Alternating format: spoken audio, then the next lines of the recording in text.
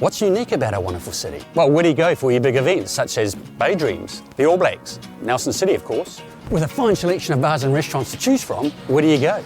Nelson City, of course. Boutique shopping, fashion, art galleries. What am I doing here? Hey, if you want to come watch live theatre, what more can I say? We are uniquely Nelson.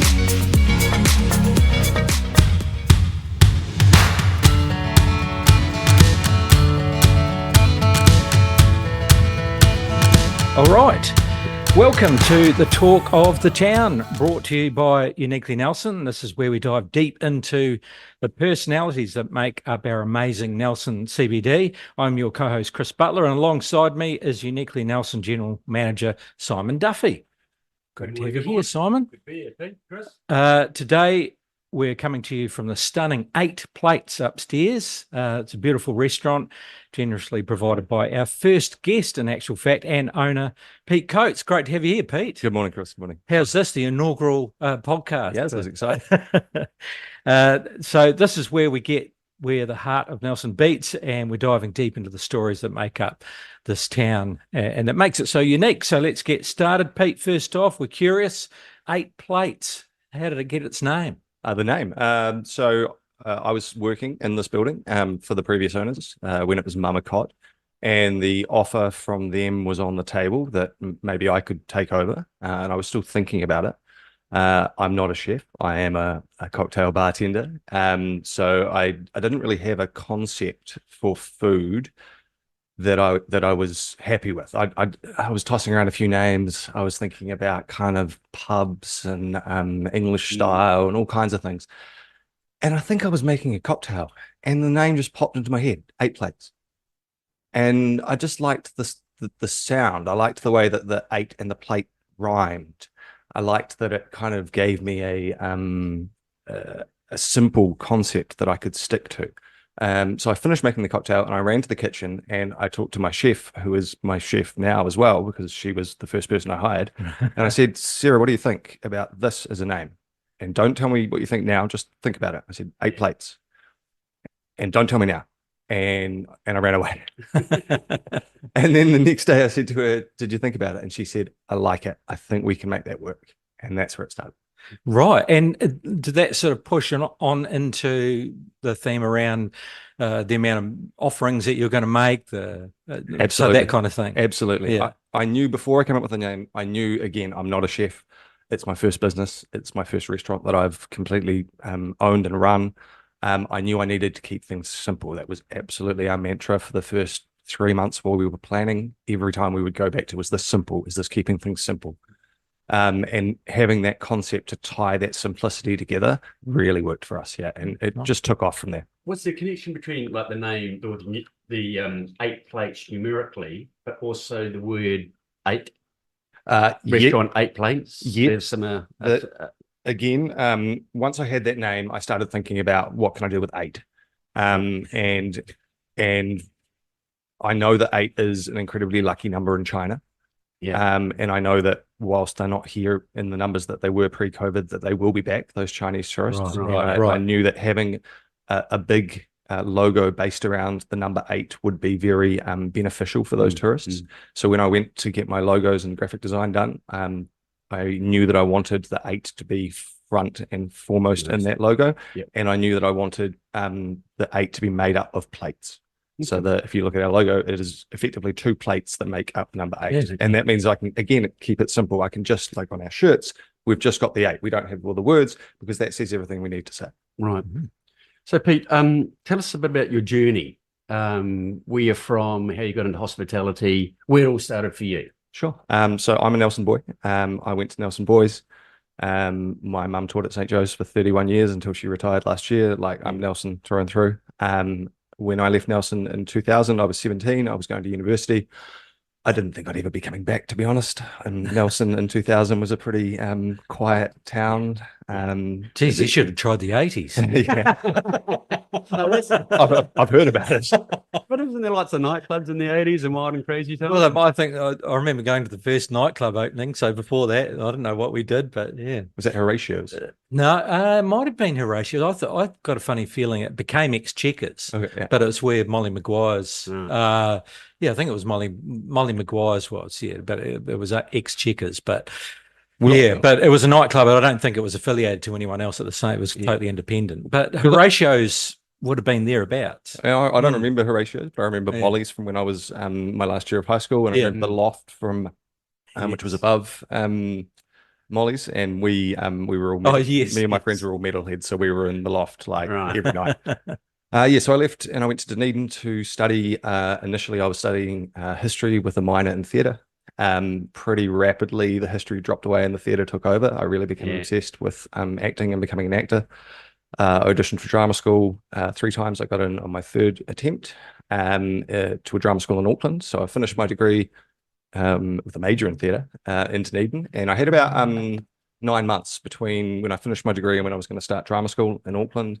And my girlfriend at the time was still finishing her degree, so I was staying in Dunedin. And at the time, there was what's called the artist's benefit, the PACE scheme. So you could basically, if you were an artist, you could go on the dole, and you just had to prove that you were looking for arts-related work. So as an actor, I just had to be going to auditions, and I could get the dole. Now that doesn't exist anymore. But I was quite proactive. I knew I would need another job or another skill if I was going to be an actor. I knew that it was going to be a tough gig in New Zealand. So I was looking for barista jobs because I thought that would be a really handy skill to have. And I saw advertised at my local WINS office that McDonald's were looking for a barista, and full barista training was provided. And I said to my case officer, I'd like to apply for this job. And she said, that's at McDonald's. You know that, right? It's like, yeah, I know that, but full barista training. She's like, no, it's at McDonald's. You don't have to apply for that. Oh, okay. Like, this is what WINS was like for artists in the early 2000s. But I was insistent. I was like, I want to get some barista training. I think it'll be a really handy skill for me.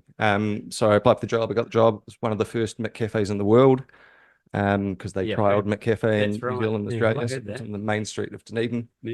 And the barista training was not really training, to be honest. It was pretty much watch this person make a coffee and then you make a coffee. I got further barista training later, but so I worked at McDonald's for 9 months, and that was my first hospo job. And I went to the McCafe there. Then I went to Auckland for drama school, and I got another job in a cafe on the weekends, and I got further training as a barista, which was really nice. The owner of that cafe was great.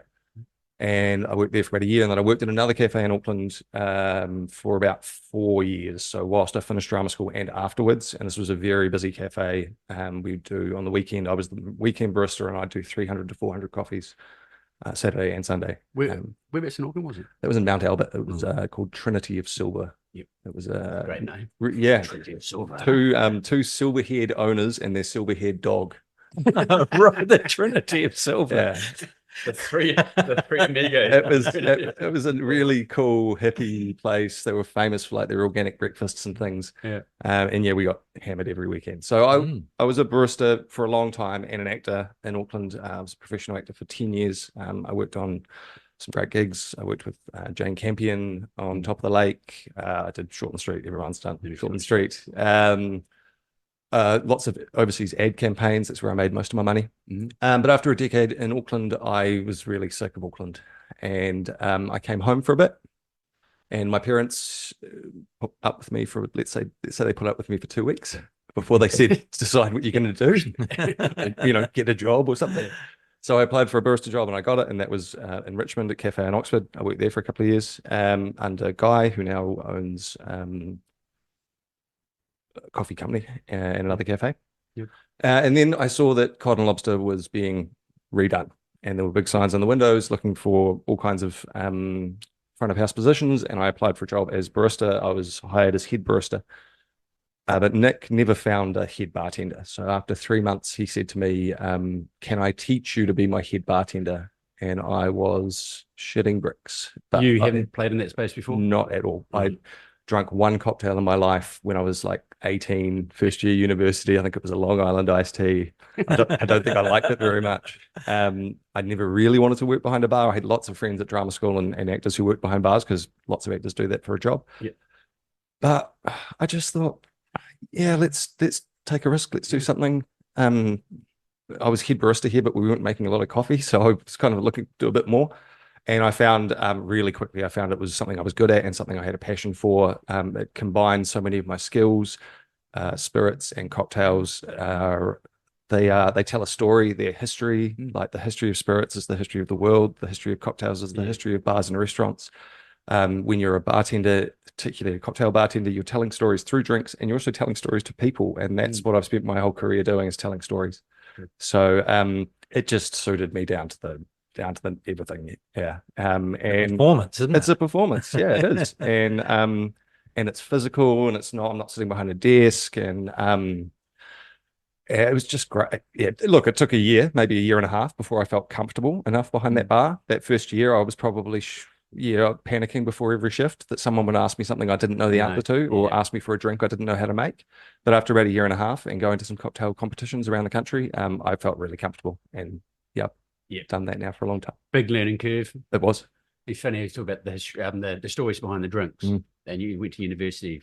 Was it history? Initially, yeah. Yeah, and the history of drinks. Oh yeah, well, the history of drinks is fascinating, and if you know something about, like, so Cod and Lobster Days, we had 500 bottles on that bar behind me, and the only way you sell those is if you know something about them. If someone looks at a bottle and says, "Tell me about that," and you know something about that bottle, you know where it's made or what makes it special or something about its history, you can probably sell that bottle, and otherwise it might not sell. Yep. So that transition from you getting the hang of it behind the bar and enjoying it, and then one day an opportunity arises. So tell us about that story. Okay. So we were Cod and Lobster Brasserie for 6-7 years, and it was a very successful restaurant and business. And I really enjoyed working here. I really enjoyed our customers and what we were doing. Then COVID hit, and we went into lockdown, and we had a number of Zooms during lockdown where Nick and Kimberly basically told us, look, over half of our credit card receipts are international credit cards, and that means that over half of what we're doing is tourists, and we can see they're not coming back for a while. So we need to change Cod and Lobster into something else to make it more appealing to locals for the foreseeable future. So we turned into Mama Cod, which started off as a little pop-up because we were still figuring out what we were going to do. We just needed people through the door, more than just for birthdays or anniversaries or other special occasions. So we did Mama Cod for about 2 years. But Mama Cod wasn't what Nick and Kimberly set out to do. Cod and Lobster Brasserie was what they set out to do, and that was what they believed in. And at the same time, they'd opened Kismet, and Kismet was going really well for them, and they really believed in that project. And perhaps they didn't believe in Mama Cod as much anymore because it wasn't what they'd set out to do. So they put it on the market, and we didn't really have many offers. A few people kicked the tires, but nothing serious. So January of last year, Nick asked to meet with me, and I thought, oh, what have I done wrong? I'd worked for him for a long time. I didn't think I'd done anything wrong. And he said, what would you say if I said to you, why don't you buy Mama Cod? And I looked at him like, what? Look, I thought maybe one day I might own a small bar. That was kind of my retirement plan, was 20 seats, something I could look after by myself. Maybe one other employee, somewhere I could sit and read a book, and maybe not even shake drinks, just stir drinks, just do only stirred drinks.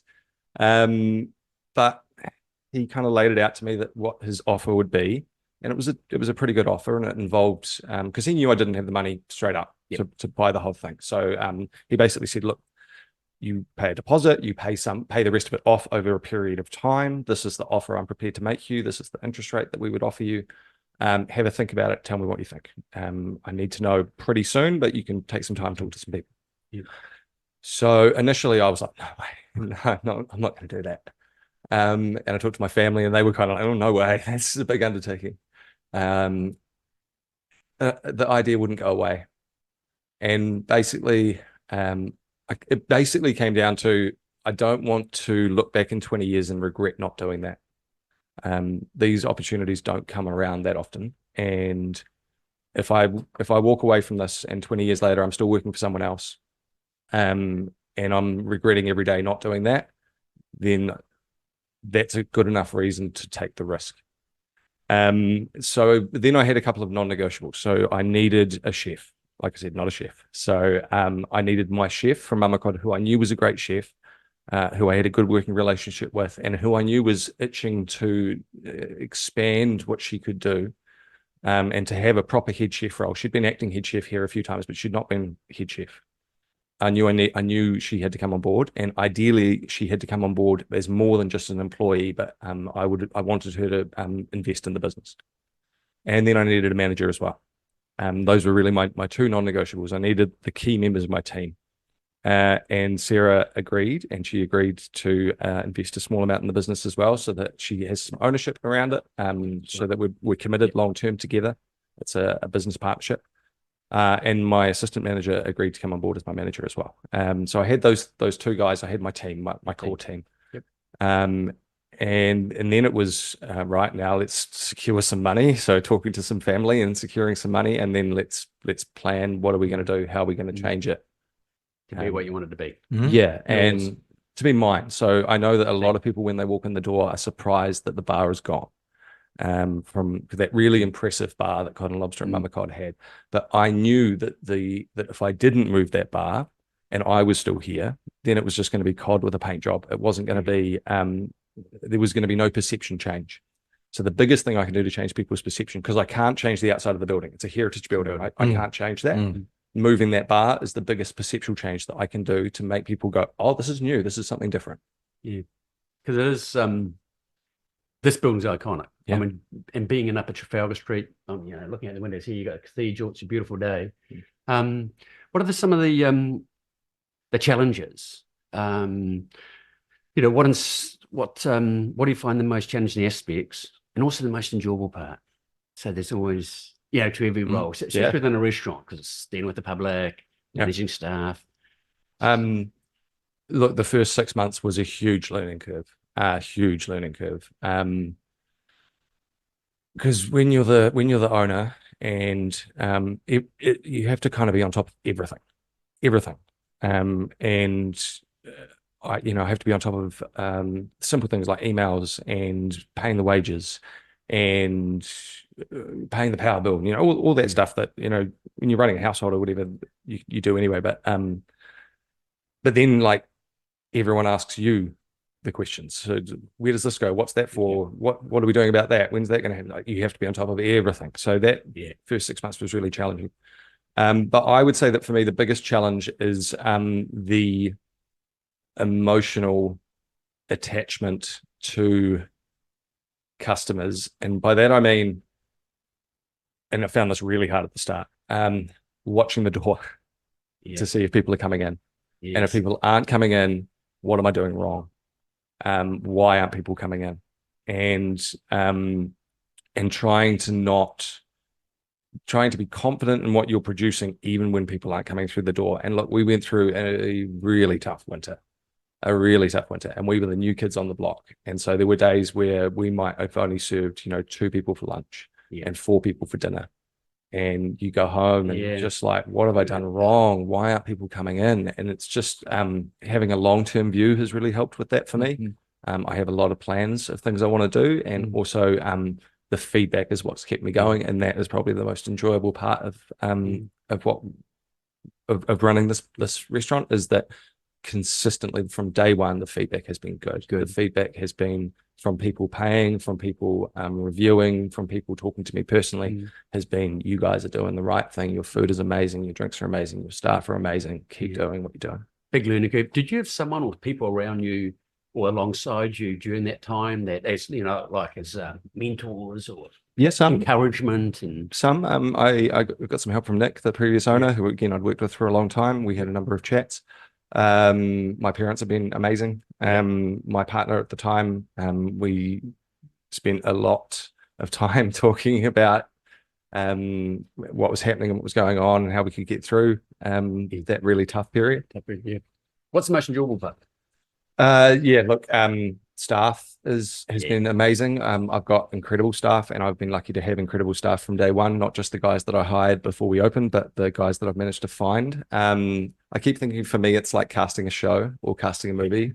You're looking, when you're interviewing, you're looking for personality, you're looking for intelligence. But just the people that I've had work for me, and the enjoyment that they've gotten out of working here in this building and for me and with me, that's the most enjoyable part. Easily. Because it's people's business. It is. And look, I say to my guys, before they start working for me, you spend a lot of time in your week at work. I want work to be a fun place for you to come to. I want you to enjoy what you do. I want you to enjoy working with your colleagues that you're going to work with here. I want you to enjoy working for me, because people, when they walk in the door, can feel that. They can feel if people enjoy working somewhere. So would you say your style of management is a flat style of management? What do you mean? That we're all inclusive? Yes. You know, I left school, got a job, and you always this. And it's changed so much. Hierarchy. Okay, and who's the boss? And you get your own office or get your own car park. We're now, even with the Yuki and Nelson, we all sit down, as though we, on a business card has your title. That doesn't exist. And it produces a certain type of culture. We're all inclusive and we'll have that buy-in. So, and it sounds like you've created that. Well, that's what I wanted. You know, I'm not someone who bought a business because I'm a businessman or someone who is buying it as an investment. I'm hospo. I've worked in hospo for 20 years. I'm on the floor. No job is beneath me, except maybe cleaning toilets. But I've never done that yet, to be fair, even when I was just the bartender.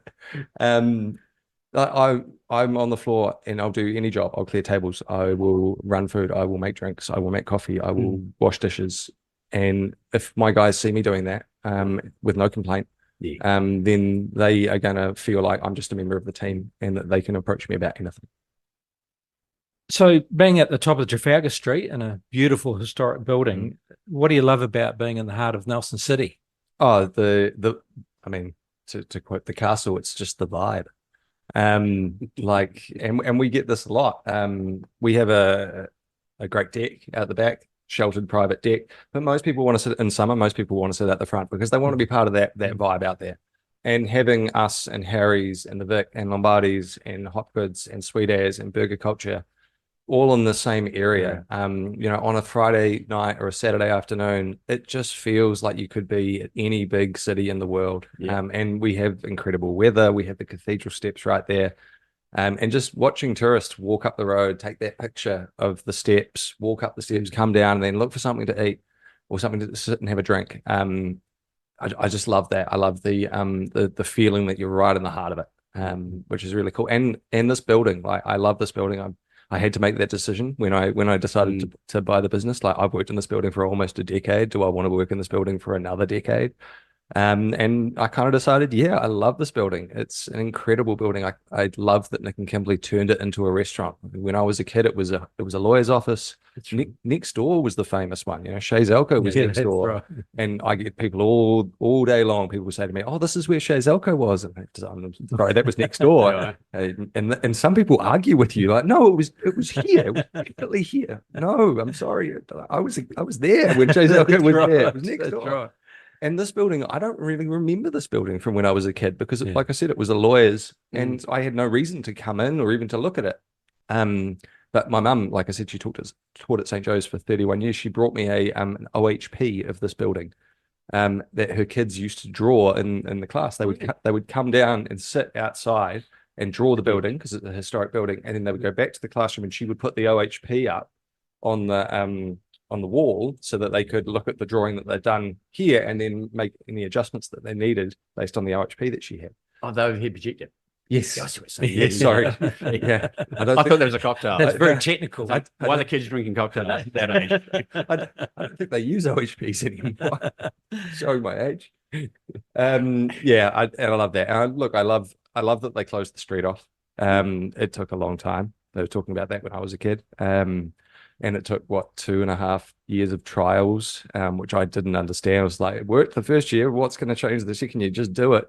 But things take time in Nelson. And some people still complain about it. But I love that they closed the top of the street off. It is it makes for an incredible centre of the city. And I'm talking with some of the other guys in the street at the moment about us being a little bit more of a cohesive unit up here and bringing in events and things, and working as a team to bring people into the top of Trafalgar. Fantastic. Yeah. Howie, you guys have been speaking about it for the last couple of months because Howie from Vic came in and said, you know, he's funny. He said, we can sit back and ask for other people to do stuff for us, or ask, or we can take charge and get ideas, you know, together collectively. And us as Eki Nelson, I said, Howie, what have you got? We got the large database as far as marketing promotions. We're back at 100%. It's really with all the businesses. And I'm totally on board with Howie. I've already talked about that. Looking forward, Pete. What, in your opinion, Nelson City, as far as change or vision, how do you see that? What would you like to see? How do you think this? Well, I mean, I went to a number of those what-if conversations on Bridge Street, particularly the performing arts ones, where I kind of had two strings to my bow in that I'm a local business owner, but also I'm a professional actor, and there's nowhere for me to do work. And I have worked professionally in Nelson. I did Mogatapu a few years ago, the Arts Festival, and also a number of tours of that. And I did my one-man show, The Man Who Was Thursday, a number of times as well. And trying to find somewhere to not only perform it, but even rehearse it in Nelson is really difficult. And so I really think that I know that a long time ago, when I was a kid, they were talking about the Millennium Centre and building this multi-purpose performance space in the central city. And they didn't do it. And I think if they had done it, we would be reaping the rewards of having that now. Nelson really needs a mid-size performance space, flexible performance space for theatre and dance and comedy and bands. And like, if you're an up-and-coming band from Dunedin and you're coming to Nelson as part of your tour, where are you performing? You're performing at the Playhouse or East Street or DeVille. The Playhouse is 45 minutes away, and the other two are cafes. We don't have, and the Theatre Royal is too big. So we really need that space. And as a business owner, that brings people into town, and that brings me business. So, it's not entirely altruistic or because I'm an actor. It's because, Bill Bailey was here a couple of months back, and we went from 0 bookings to 50 bookings in 2 hours because there were people going to see Bill Bailey. That's good for business. And also the other thing I think is people living in the central city. And I know that's starting to change. There are more apartments being built in the central city. Again, as a business owner and a restaurant owner, the more people who live in the central city, the better that is for business, and the better that is for that vibe that we talked about earlier, because there's people going about their normal lives, but in the city. More inner city living. And it makes the city, more people in living in the city makes a safer city too. Yeah, I agree with that as well. And, like I said, I've got big plans for what I want to do here. I'm in this for at least a decade, but I need those, particularly the inner city dwellers, the apartments. I need those to be built and for more people to live in the city for me to move forward with some of my plans. Fantastic, Pete. Hey, look, mate, it's been amazing. Not only being able to broadcast from this incredible venue, congratulations on the restaurant. Well done, mate. Thank you so much. You've gone through the hard times, so let's hope that the sun keeps shining, and I'm sure they will. And I'm already, I think, people around town are talking about the internationals coming back. So fantastic. And we appreciate the fact that you are offering this lovely venue as our podcast base. So really, really appreciate that. And, we'll see you around the track. We'll have another chat to you at some stage to see how things are going. Absolutely. Thanks, guys. Thanks, Pete. Big thanks to Pete Coates for taking time to share his insights with us and providing this amazing venue, 8 Plates Restaurant at the top end of Trafalgar Street. You can catch this podcast on uniquelynelson.co.nz, the Nelson Advantage as well. Is that right? It'll be linked through there. A weekly publication, digital publication. You were one of our lead out stories not so long ago. So, And thanks, also you'll find it on talknelson.co.nz. Thanks for tuning in, and we'll catch you next week with more stories from the Talk of the Town. This is Chris Butler and Simon Duffy signing off. Until next time, Nelson, stay unique. We are unique.